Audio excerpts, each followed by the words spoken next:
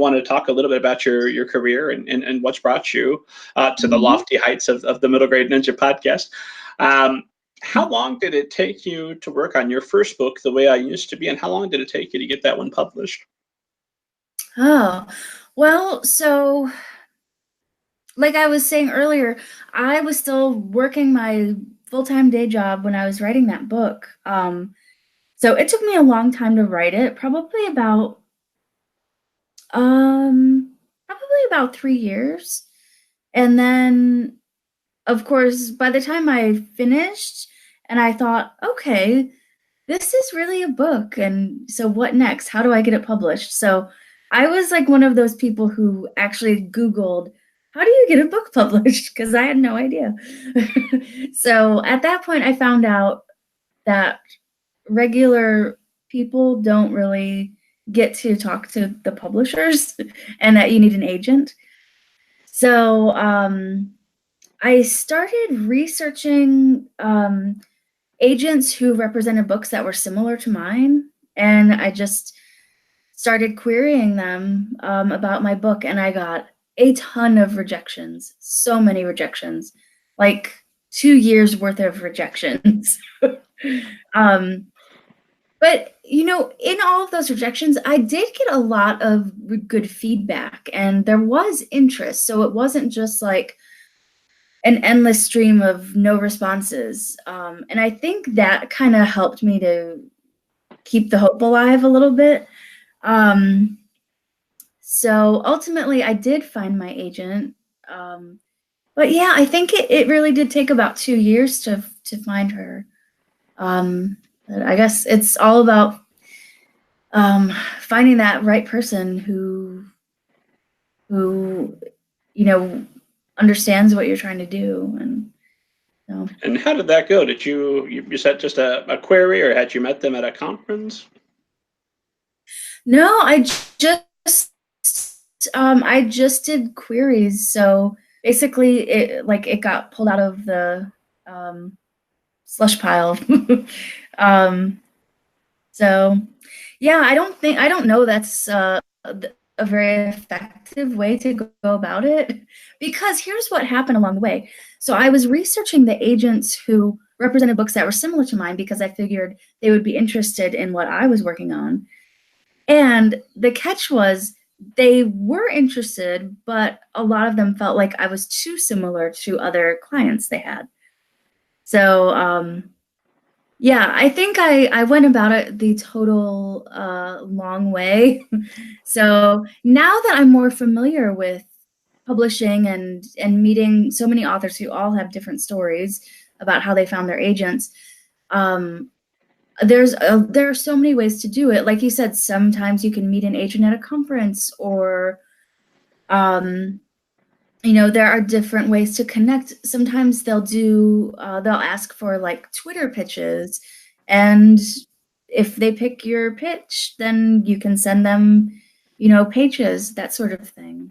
So it's really interesting to see how many different ways there are to connect with an agent now. But so I would say most important thing is to do research about, because I did research about, the traditional kind of way of doing things, but there are so many other ways that probably would have cut a few years off of the journey. Yeah, well, I always say that there's as many different ways to publish and write a book as there are authors. Yeah. So, just because something works for one doesn't mean it will work for anybody else. But I do love hearing that journey, because obviously you get your agent. Your agent is who Jess Regal. So you get hooked up with her. And then how long are you out on submission from there? Did you have to wait a long time and go through multiple publishing houses, or were you quickly sold? It wasn't really that quick. So I'm sorry to hear it. Yeah. But I think one of the things that happened along the way, we did sort of a first round of submissions, and there was an editor that was interested, and they gave me notes to submit a revision. It was a really extensive revision, though. So with my first book, how it is in its final version, it's divided up into 4 parts. So it's freshman, sophomore, junior, and senior year of high school. So it's chronological in that way. But it was originally written with alternating scenes going from like the past to the present, past to present. And one of those notes that I got from the editor who didn't end up being my editor was that they really thought the book would be stronger if it was rewritten in chronological order. And so I had to do well, I didn't have to, but as I thought about it, I liked that idea and I thought it made a lot of sense. So I went through this major overhaul of the manuscript, and I basically had to literally rewrite the book. So that took me, probably the better part of a year. But at that point, you were assured that when you did it, it would for sure be published, which had to be a different experience, yeah? No, so it wasn't for sure that it would be published. So, and then it wasn't. So that editor, it ended up not working out actually, and we had to resubmit to a whole round of editors again.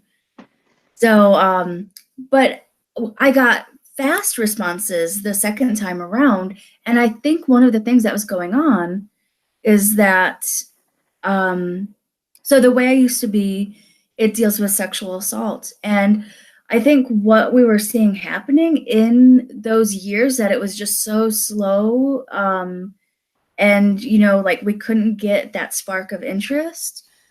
I think we were starting to see a lot of those really high profile sexual assault cases in the media, and suddenly it's really this is a topic that's on the forefront of people's minds. And so I think we got an offer just a couple days into that second round of submissions. Actually, it was multiple offers.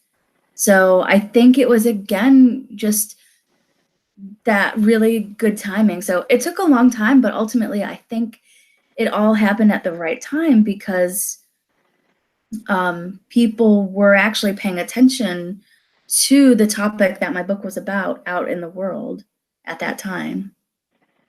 So how did you keep your sanity during all of that? Because you don't know the future. You didn't know that this was going to have a happy ending. Yeah. How did you stay focused and get the work done and perfected without losing your mind, or did you? Yeah, I think I probably did lose my mind a little bit in there, at least. You're only human. Yeah. But well, I worked on other things while I was waiting, because sometimes it's really long periods of waiting and not really knowing what's going to happen. So I tried to keep busy working on other things, and and I just tried as best as I could to not dwell on it. And another thing is that absolutely nobody in my life, family, friends, anyone, knew that I was writing a book and trying to get it published.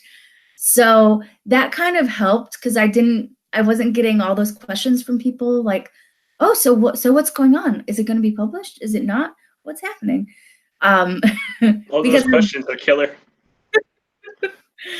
Yes, because I did get those questions when I was writing my second book, and it drove me crazy because I already was putting so much pressure on myself. And even though people just ask questions because they're interested, and it makes a lot of sense because, this is a career that is kind of different.